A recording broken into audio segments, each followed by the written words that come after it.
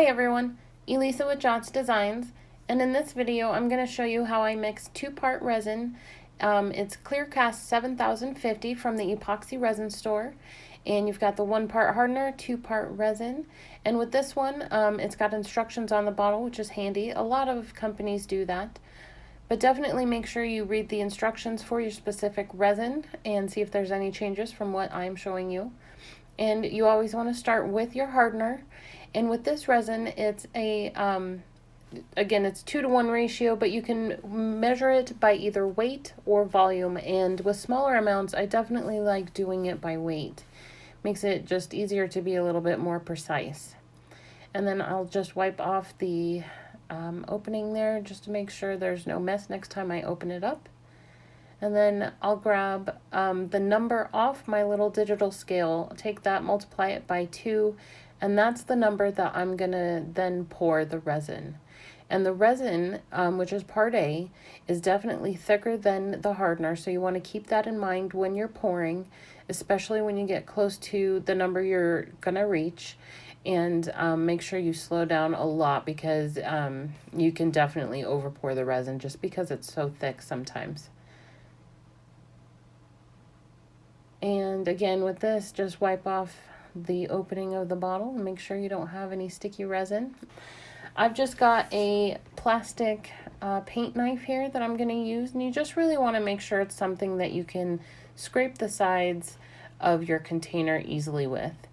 And start slowly. You know, you don't want to whip the resin or anything because you'll create a lot of unnecessary bubbles. Unless that's what you're going for, go ahead.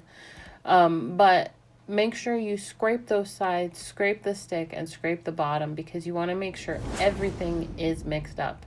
If it's not, you have a chance of the resin not curing well. And when you're starting to mix it up, it's going to get pretty cloudy.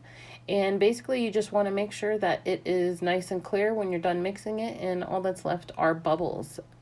And again, just the biggest thing is scrape the sides of your container, scrape the stick, scrape the bottom, and just continue until it's clear.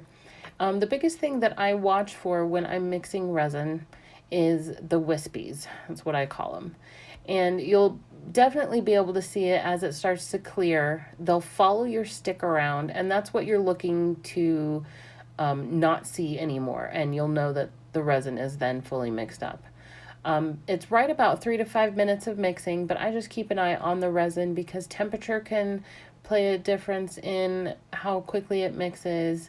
The resin itself can play a big difference too, and just keep an eye on it. That's the biggest thing.